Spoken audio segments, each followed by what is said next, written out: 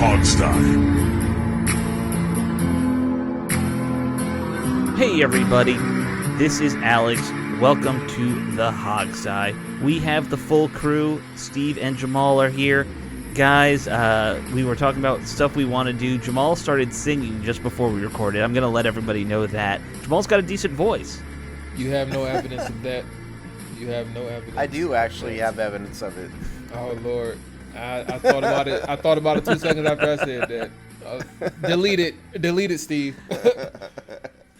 I'm just glad the audience is here after last week's horrible game and the deflation of fan expectations, which is an annual event. You know, it happens every year. But it's kind of like the Jewish holidays. No one actually knows when it's going to happen because it goes by its own calendar. So there's a couple really weird Jewish holidays that's happened in the past week or two, right? Well, yes, the 5,000-year-old holidays of New Year, but that nobody but secular Jewish people know. Right. Yes. The Rosh Hashanah and Yom Kippur were a few weeks ago. So. Yeah, but there's something this week too. I saw it, like something Torah. It's a minor one. There's really only 3 big ones. So. Yeah. I meant non-secular, by the way. Well, look, shout out to the listeners because they're here for therapy after beatdowns that we received from the Buffalo Bills. Like when those things happen, fans are looking for resources to cope with the pain. Jamal, I have a resource feel. to cope with it right here. Shout out to them. That's one way to do it. You know, if we were using video, that would help on the YouTube. But like these things, that's what they're here for. So, you know, we have to speak, even though we're going through pain too. We have a job to do. So let's shout out to them. And we will do our job. Alex was drinking alcohol, by the way. I'm having a beer. In case you were wondering. Beer is that's I don't want to derail us. I have a funny story. Well, beer is alcohol to Steve, okay? I have a funny story, but it would derail us because it takes too long to tell it. Heavy liquor. Isn't it all alcohol? I mean... Yes, technically. Yes. I'm drinking my water out of my cup. Does that count? If you put some oatmeal in it and let it sit for a month, it would be great. Oh, yeah, good. I'll get right on that. It'll smell wonderful. Yes. Okay, guys, let's talk about the team. There were some roster moves we should touch on first. The one that makes me happy, and, sometimes there are players that you just like for no reason. Kelvin Harmon is back with the team. He's on the practice squad, but he's, back in Washington, and that makes me happy because I always have a soft spot for guys like Kelvin Harmon who, they're not highly drafted guys. He was like a 5th, 6th rounder or something. He got hurt, but he's trying to make his way back, and I love that. He's one of those guys that the fans hyped quite a bit, more than he probably needed. Sure. There's a reason he's available and he's on the practice squad, by the way, which is that he didn't make it as his other team. Right. There were the roster update is not all that important, folks, but there was some churning in the practice squad other than Kelvin Harmon. Dalton Shone, who was signed last week, who nobody but me probably realizes that, and Mr. and Mrs. Shone, he was cut. Mm-hmm. And Gabe Wright, who's been with the team for a while, got cut. And then in their place, we signed somebody called Nolan Laufenberg, who I've never heard of, and then T.Y. Mcgill, who is an NFL veteran who's been around for a while. Right. Is now on the practice squad. That sounds like an old-timey football name, too. T.Y. Mcgill. Yeah. He's got some interesting measurements. Let's not do it. Nope. We ain't doing no measurement thing. Nope. Ain't falling Come for on, it. man. So he's I'm on this wrong. Okay, so he's I have a typo in my chart. That's why I need to fix this. He's only 6 feet tall. He's a defensive lineman. Right. And what I put is 200 pounds, but I know that's no, not it's right. 299 pounds is what it is. Yeah, so I have a typo on my chart. It's not published yet. But yeah, so he's 6 feet tall, 300 pounds, which means he's shaped like an apple. Yes. Yeah. Yes. He's there you go. He's fat. Right. He's not a big guy like a defensive lineman. He's fat. This dude is not running a 4.5 40. By the way, I just looked him up. We're his 12th team since he got in the league. He's changed teams 12 times. Hey, you know what? It's 12 more teams than any of us had. Hey, Alex, 2015. When did he get in the league? Oh, Lord. He's been here Yeah, I before, saw that actually, too. too. He's been through. I mean, it's just madness how many teams this man has been on. Yeah. He's like Ryan Fitzpatrick in that way. Okay, the other big story roster wise is that they're bringing what's his face off of IR. Why'd I suddenly blank?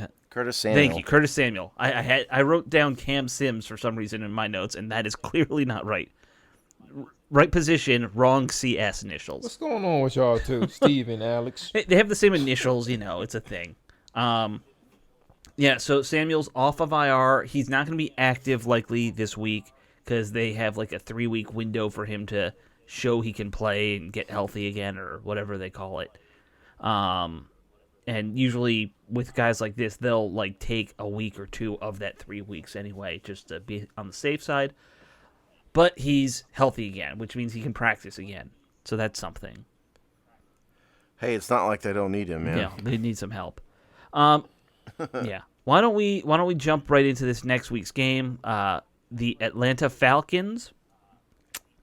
This one is gonna be an interesting one, guys. I went and watched their game last week versus the Giants, which was a close one for them. Because they just got blown out by their first two opponents, who were Philly and Tampa. Those weren't even close, but they played the Giants close. What was it, 17-16 they beat them, I believe. So I think it was 17-14. Yeah, it was not a high-scoring game. It literally, when you watch it, it looks like a Western where everyone's just shooting themselves in the foot for some reason. Look, Yeah. Here's the thing. The Falcons suck. Yes. Okay? However, Washington also sucks. If you look at it objectively, which I tend to do in these things, because we got to give you something other than just saying Atlanta sucks. Right. So, I'll throw some basic numbers out at you. Why not? Okay. So, they've scored 48 points. That's ranked 29th. They've gained 904 total yards. That's ranked 27th. 656 net passing yards, which is ranked 25th, and only 248 rushing yards, which is horrible, which is ranked 28th. So that's, since we're talking about their offense, that's their offense. Now, Washington's defense, of course, sucks. Right. They've surrendered 92 points, which is ranked 29th in the league. Have given up almost 1,300 yards, which is second worst in the league. 921 passing yards, 375 rushing yards.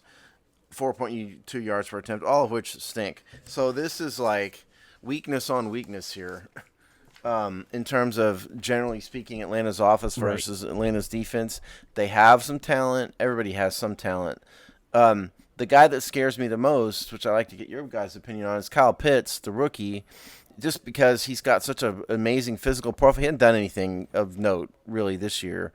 But he's got an amazing physical profile. We all know what happens to tight ends and opposing tight ends in DC. Sure. Against Washington, rather. So it kind of scares me that maybe this is going to be a Kyle Pitts breakout game.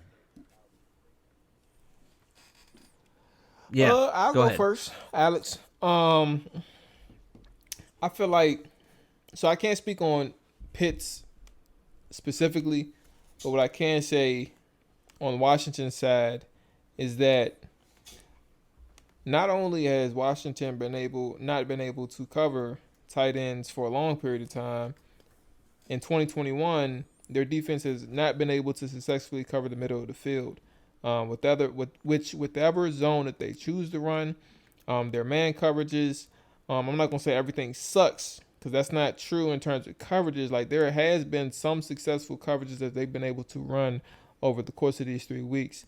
Man concepts, I feel like, has worked, but at the same time, they've also faced quarterbacks who's had a hell of an arm when they face Washington. But at the same time, when it comes to Kyle Pitts, and understanding he's running with Matt Ryan, quarterback Matt Ryan, who's a veteran, who's a Super Bowl, NFC champion, and made it to the Super Bowl. You don't just forget those skill sets. He's still very keen and very aware and very smart in terms of understanding coverages and understanding where defenses are, especially if they're mediocre. He's not going to have a hard time dissecting this Washington defense and understanding how to manipulate these guys. So with that being said, Kyle Pitts is in a position where he can have a breakout game. His athleticism is top tier. It's the reason why they drafted him 4th overall. But at the same time, you pair him with Matt Ryan, who's capable of, like I said, dissecting defenses and understanding just basic coverages and people who may not even know what they're doing, or even just understanding like people who aren't in position. He can exploit that. In Washington, because I don't know like how much you all have talked about it post game, but these guys have struggled identifying or just being on the same page in terms of communication, and also understanding that the rush just never is on the same page, man. And it's frustrating. So that just opens up the doors for a team who's struggling in Atlanta to get right. It definitely does. When you look at Atlanta, people instinctively always want to look at the quarterback, and Matt Ryan has a reputation, but he's not, he's past his prime. He's not like Ben Roethlisberger, where he probably should have hung it up yet past his prime, but he's kind of getting towards, you can tell when you watch them play now that he's not what he was when he was, 28. This is not a guy who can sling it everywhere all over the field. He's more of the game manager type, but he's still a very smart, capable quarterback. I'm very worried with him taking advantage of this defense. This secondary is not communicating well. They're playing soft a lot in terms of coverage schemes. It seems like they play back a lot more often than they play tight. I do worry that he's going to cut him up, and Pitts is going to be, a great target for him. That's for sure. We know, like you said, we haven't been able to cover tight ends well, period, the end, since I can't remember the last time this team was. Moses was a child. Yeah, exactly. So I don't know. I know Pitts hasn't had a great game yet, right? He's only averaging about 40 yards a game, so he hasn't blown up yet. Which, yeah, he hadn't done much. But look, I mean, and I brought him up only because he's kind of a big name. But they've got Calvin Ridley, who's their number one receiver. Russell Gage is the other starting receiver. He's sort of a possession guy. But Ridley and Pitts would be the two guys that you need to worry about in the secondary, I'd say. And Ridley's getting better. Ridley has, I wouldn't say struggled, but he hadn't really panned out in his first couple years in the league, except for last year. All of a sudden, magically, he was a lot better. He put up 1,300 yards, more than 1,300 yards last year. So maybe he's getting it together now, which doesn't bode well. I would like to advise, one thing I did see this week, thanks to the Yahoos in our comment section who finally did something good. As I was checking it, looking to delete comments that are off topic, I noticed somebody put a link up there to a video that Marcus Spears did analyzing Washington's defensive front. And so I encourage everybody to go find that. It's on YouTube somewhere. The link was to YouTube. I'm sure it's on all the social medias. Just, Yeah, I don't know about that. I'm assuming. That's where I saw it. And so what Spears said in his video, he showed how both Chase Young and Montez Sweat are really playing selfishly in terms of their pass rushing lines and their vision and sort of what they're letting the quarterback do. It's really causing a problem. And what Spears is saying is those two guys are the biggest problem in the defensive front, which I think we knew that, but Spears is a guy who obviously is an expert in things like defensive line play. So I thought it was an insightful video because here's the thing about Matt Ryan. He's like 180, right? Yeah. He was a statue in his younger days. Now he's like got his feet glued to the ground. Like he physically can't walk without somebody physically carrying him. So he's not going to run. So this is a guy, if you ever want to get well against a quarterback, this is the guy to do it. And all he can do is kind of step up in the pocket. So if Spears is right, Marcus Spears, and Chase Young and Montez Sweat need to adjust their play to account for this, to not allow Matt Ryan to step up in the pocket and then find guys like Kyle Pitts and Calvin Ridley wide open. Yeah, I mean, I agree with that, of course, but my point earlier was even though Ryan's past his prime as a quarterback in a lot of ways, he's going to have the awareness to know that they're coming. And, he'll be trying to get that ball out quickly. what this team can't do this week, and they've been doing it so far a lot, is they can't play 10 yards off the receivers and expect to be able to get home against a quarterback like this, because he's just going to get it out on little 5-yard outs, short, quick passes, and, we're not going to see any kind of sacks or pressure as a result. Well, Jamal is right about Matt Ryan. I mean, yeah, he's old, but, he can carve a defense up. It doesn't have to just be short passes and all this stuff. I mean, let's not forget who Matt Ryan is. He's like a league MVP level, caliber type player in his prime. I don't think he ever won that, but he was an elite franchise level quarterback. Say it like that. So I have, pick. And also it's 5-0 against there Washington. You go. That's another good stat. 5-0 against Washington. Yeah. So I think that I don't think anybody should relax just because he's 37, 36 years old. No. I don't think so either. I didn't even know that, Jamal, that he's 5-0 versus Washington. I would have thought we'd gotten one against him by now. It's a safe guess that Washington has a losing record against every team. So he's 5-0 against Washington. He's undefeated against Oakland, and he's undefeated against Jacksonville. Those are the only 3 teams in the NFL that he has played multiple times and haven't lost to.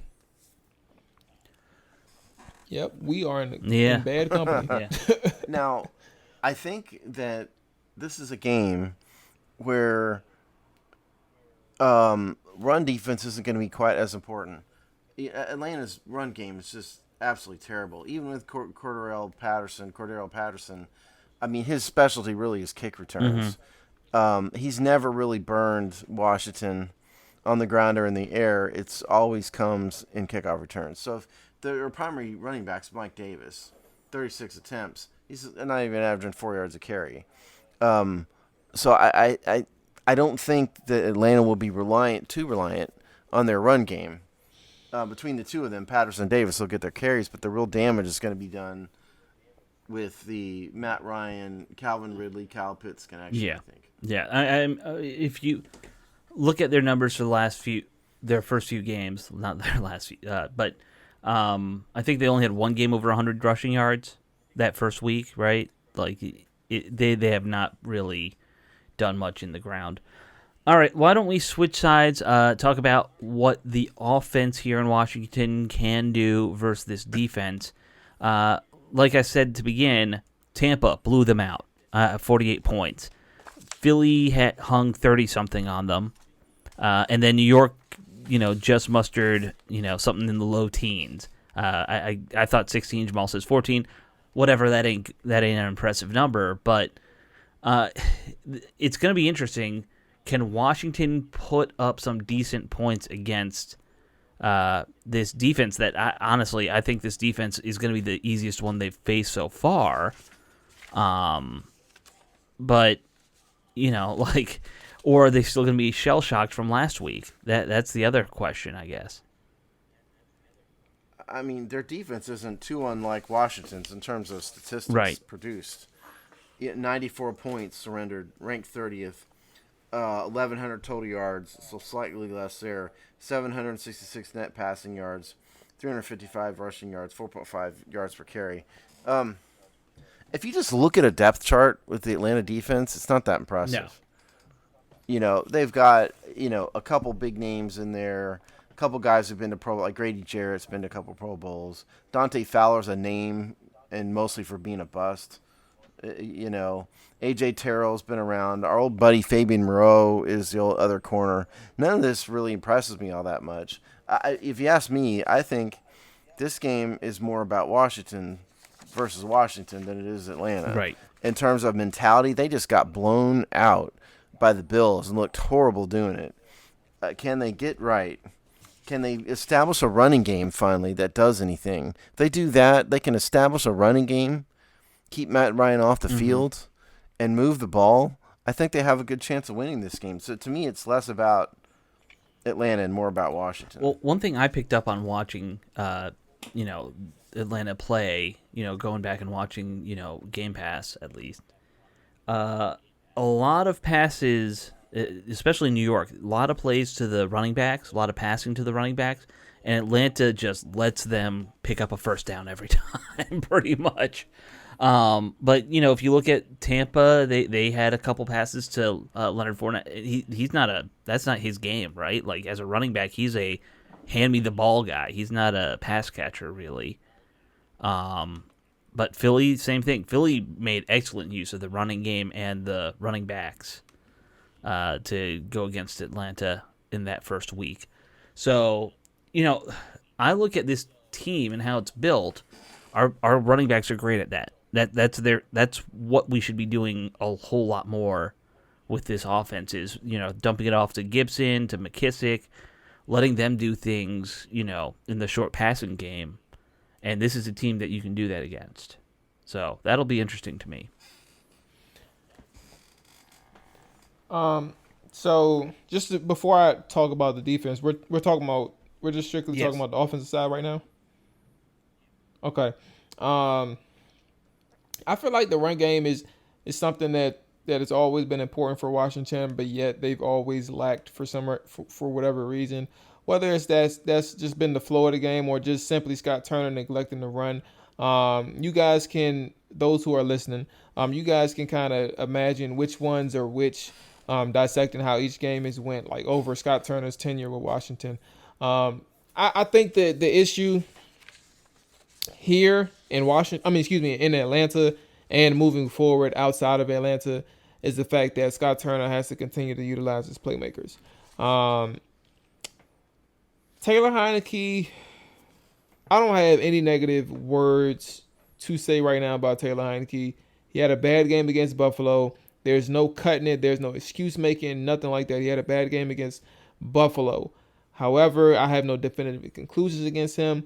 And what Scott Turner needs to do in order to help his offense out in the production, in order to help them stay on the field and convert third downs, in order to help Taylor Heineke out, utilize your playmakers. Trust those people who has been there for you day in and day out. That's Terry McLaurin. That's Logan Thomas. That's J.D. McKissick. That's Antonio Gibson. That is also Cam Sims. These are guys who have been there from you last year to this point.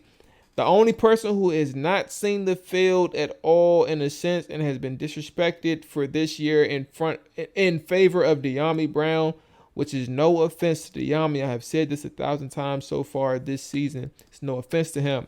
But you do not neglect Cam Sims, a guy who has shown you time in and time out again that this guy can make plays for your offense and can help you contribute in explosive plays. I feel like these guys have been what's the word? I can't think of the one specific word, but their eyes have gotten big when it comes to like these playmakers and these new pieces to this offense, and in turn it has negatively impacted some of these people who have stood up and made plays for them previously in prior years, man. So with that being said, I do think they need to run the ball a lot or enough within the flow of the game, but also understanding that this offensive line is actually pretty good. But at the same time, utilize all your playmakers. Cam Sims has gotten a unique look against the Bills on a sweep at the line of scrimmage, but that's not enough. Like, he's a receiver. Stop. Don't think you're good just handing him the ball. Give him the ball as a pass catcher, and keep pushing from there. So, yeah, that's where I'm at with it, man. That offense needs to continue utilizing their playmakers and help Taylor Heineke out in that regard, because if you're just trying to have him look within the flow of the offense, you're going to be disappointed because you need some people to step up for him, and it's a coordinator's job to make. Yeah, I'm kind of done with the De'Ami Brown experience, at least for right now. I 100% agree. We did talk about that on the game rep. Oh, well, I would say minimize or lessen his snaps. I don't say get rid of him or bench him or anything. I'm just saying, like, so if he so if he has like 50 snaps, like, take it down to like 30. Yeah, when I say done with the De'Ami Brown experience, what I was trying to say was in favor, if you're putting Cam Sims constantly on the bench in favor of De'Ami Brown, I'm not down with that. For the reasons Jamal said, you already said enough, so I don't need to repeat it. And we already said it on the game recap last week too. Cam is a player, and Diami is a rookie, and that's just I don't get it. I don't have a strong opinion about the offensive line. Certainly in run blocking, as you do, I guess, Jamal. They've looked weird and disjointed, and I don't think Brandon Scherf has really been himself this year for whatever reason. And I'm concerned that the lack of a run game isn't just on these running backs or Scott Turner. I think part of it is that the offensive line just isn't doing a very good job, opening up running lanes. So I guess I'm not as high up on them as maybe you are.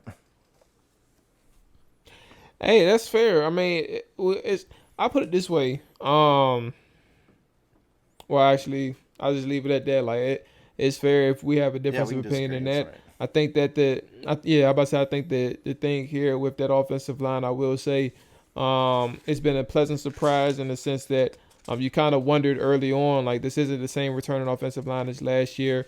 And then obviously 2 years ago it was completely different again. You kind of got surprised about how they approached this year, but also the fact that they put, I don't know if you all felt the same way, but the fact that, I mean, Eric Flowers, we knew who he was coming in, but when he came off that trade from Miami, Wes Schweitzer and other people were projected to be starters before Eric Flowers was. However, he's took over that role as an interior guard and hasn't really looked back. I think that these guys have kind of had their moments in being able to move the ball. I mean, move the offensive. I mean, move the line of scrimmage in that regard. But if I would say, let me just double check right quick as I'm talking. That offensive line is. Last week they were like 11th in yards per attempt as a rushing offense. I mean, it's moved down to 18th now after that debacle of a game against Buffalo. But the week before they were heading into the Buffalo game as like the 11th or 10th best offense in terms of yards per attempt at like 4.1 yards per attempt offensively. And then I don't think they even gave up a sack against Buffalo. I may be wrong, but like maybe a sack or two. A technical sack when Heineke ran out of bounds. It wasn't an actual sack. Yeah, there was a once. Yeah. So yeah. Okay, so that was. It doesn't actually count. Okay, all right. So generally, like. Okay, so yeah, generally like they did good in pass pro, and then obviously run game. I just felt like over the course of these 3 weeks, man, the run lanes have been there. It's just that Scott Turner, I feel like, hasn't really leaned on that offensive line to kind of help these guys out. My one thing about the line is the numbers look good. Everything the numbers are great actually. 1 sack last week, and they haven't had many sacks allowed yet. The running average is okay, but the eyeball test and the numbers don't match up to me quite yet. And I think that I understand where Steve's coming from, where when I watch them play, I'll see 1 or 2 guys do something great in a run game, but then I'll also see somebody else like completely miss a block that needs to be made to really open up something. Or, in the passing game, Heineke's like running around trying to find spots where he can get to throwing lanes, and the throwing lanes just aren't there all the time, which is an issue with the line. So the numbers are okay, but I see a lot more duress by those guys in the backfield than I want to see for a good team on offense. Yeah, I mean, Taylor Heineke's been running around a lot, back there and creating, or, failing to create last week. But, that's kind of where I am. I don't think the numbers really match eyeball tests on that. I'll tell you one matchup to watch this week.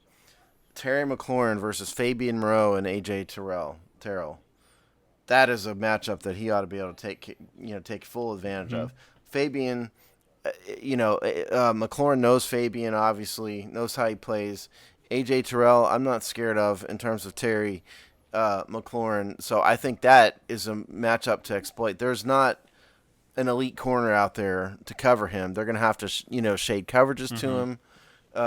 So I think Terry McLaurin could potentially have a big day against Atlanta, and that also leaves Cam Sims or De'Ami Brown, or who else they throw out there on the other side, potentially more open too. So I actually think they have a pretty favorable matchup in the secondary this week, unlike they've had in the past couple weeks. Yeah, I think that's a great point. When you look at that, Fabian Moreau doesn't scare us. I don't think. We know what he has, and it ain't much. He's not, he wasn't the worst. He's okay, but he's not Terry McLaurin level good. Right. Terry should be able to take advantage of that, like you said. Anything else we want to cover with the offensive side of things? I'll tell you, I kind of feel like this could be a Heineke rebound game because other teams with mobile quarterbacks have done really well so far. So I think they've done that. Atlanta has issues with mobile QBs. If Heineke will actually run with the ball and not just stay in the pocket because somebody told him you have to stay in the pocket more. I would just say this, and I'll be quick because I don't have anything more to add other than what you just said, Alex. You said you think this could be Taylor Heineke's bounce back game. I think this needs to be Taylor Heineke's bounce back game. You're not facing a uberly talented Atlanta Falcons defense. Take advantage of what they give you. Learn from your mistakes against Buffalo. You force a lot of passes against that Bills team. Let's see how you respond against a Atlanta team who's not that talented and not that great of a defense. Let's see how you respond in that regard. It needs to be a game that he bounced back. I do have one more thing to point out before we move on to game predictions and whatnot. I don't think we should sleep on Cordero Patterson. Remember this because he's a kick return. But this dude is a 4-time first-team All-Pro, 4-time Pro Bowler. He's has 8 kickoff returns for a touchdown in his career, along with 109. Had over 1,000 yards in kickoff returns last year. Wow. So this is the guy is top 2 or 3 in the league in kick returns. I mean, Tyreek Hill, you could argue some of those guys, but point is, this is an elite kick returner. One of the very best, first team All-Pro last year at this, 1,000 yards last year at this. So I think it's important that we have a good game from Dustin Hopkins in terms of kickoffs and keep putting that ball in the end zone every single time. Okay, that's a good little tip there, Steve. All right, why don't we do game predictions? Does anyone have theirs ready? I can make mine up if you want. Oh, I'll go first, I guess. I'll make it up as I go. Right. Now, when we did our game predictions at the end of the the preseason with Mark Bullock and everything, I predicted a win because my thought was they've got to win. Everyone sometime. predicted well a win against for this Atlanta. game, by the way. Yeah, and I do think that I'm just not that impressed with the way Atlanta plays. I didn't like the way they played against the Giants last week. I don't think they really excel in anything in particular. So I actually think that this is a game. Washington's been horrible against mobile quarterbacks. So obviously, it's not the case this week. The line is really close. Jamal knows more. When I checked it a couple days ago, it was Atlanta minus 0.5, meaning half a point. I don't know if it's moved or not since then, but that's what it was a couple days ago. Much. So yeah. I actually think Washington can win this game. And I'm not sure it's going to be a high-scoring game. I think it's going to be something along the lines of like 2017 Washington. No, I'll go if you want another second. Okay. So, yeah, I mean, I know that the Vegas odds are kind of calling this a toss-up with it being 1 point or less, whatever it is, looking at right now. I do think that this is a rebound game for the Washington offense. I watched Atlanta's defense play, and they are, they did not impress me at all, just to put it nicely. So I'm going to say Heineke can get it done this week. This is they put up 28 points easily this game, and the defense probably surrenders about 20. So I'm saying a good win for Washington there. What was your final score, 28-20. though? Washington. 28-20, okay. Okay. So it's on me now. Fellas, I've seen this story before with Washington. 2006, 2008, 2013, 2016. And I mean, here we are again, 2021. Fellas, I'm not sitting here saying that's the same storyline that we're going to see at the end of the year. But what I will say is that I've learned and I've accepted that you have to understand what you see and believe what you see until things tangibly or visibly gets fixed. Like until you see that, I think this defense sucks. I don't think there's anything right now that's a quick fix for this defense that will tell you or that shows you or gives you any hope that things will get better right now. With that being said, I don't think that this game is an automatic loss for Washington. I don't think that this game is also a guaranteed win. We're in the same boat as Atlanta. And with that being said, I actually think this is going to be a high-scoring game. I think we're looking at like 28-24. And who wins? So Jamal. I said before the season started that I had Washington winning this game. But actually I'm gonna stick with it. It's Wednesday too. You know, if I have a change of heart, you know, it is what it is. But right now I'm gonna stick with Washington winning. I'll say 28-24 Washington. This defense sucks. So they're going to give up a lot of yards and they're going to stress everybody out on Sunday, but Washington finds a way to get Okay. There you have it, folks. We all agree. We're sticking with our original Washington wins. everyone thinks they win plan. So that's nice. This is normally the type of game when we have this kind of prediction where it ends up being like 30-6. Yeah. Oh, Lord. You know, that's normally what happens. When we all agree on a win, it normally means they get blown out. You're sadly that is true.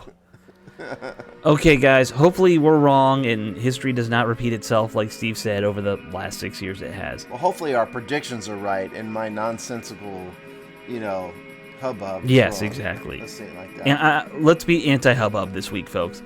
Okay, we will talk to you all after the game. Hope it's an enjoyable one. All right.